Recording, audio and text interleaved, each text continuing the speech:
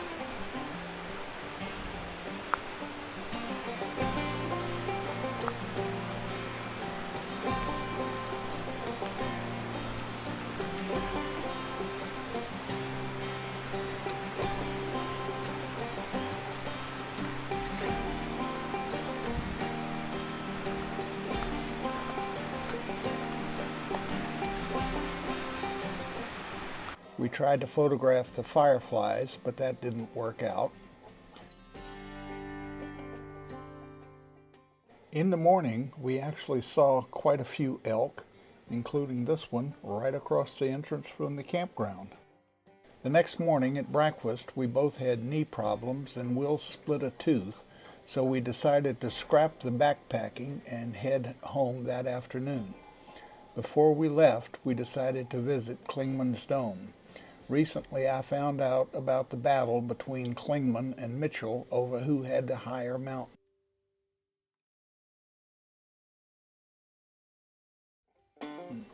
Mount Mitchell is 4 feet higher than Clingman's Dome, but Clingman's Dome has this concrete structure on it, so it can claim to be the highest point east of the Mississippi.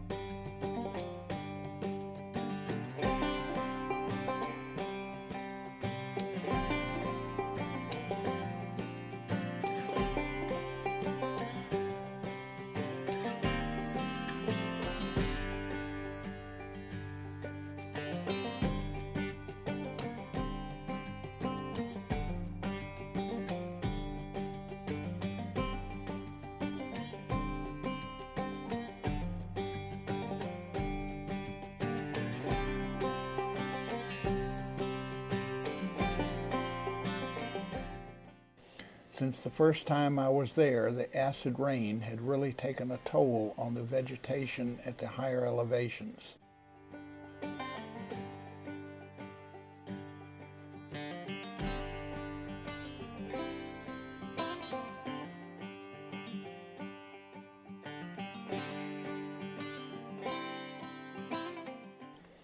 After that, we visited the Balsam Mountain Campground and took a small trail down to a lookout where the mountains rolled away into the distance and you could really see why it's called the Blue Ridge Mountains.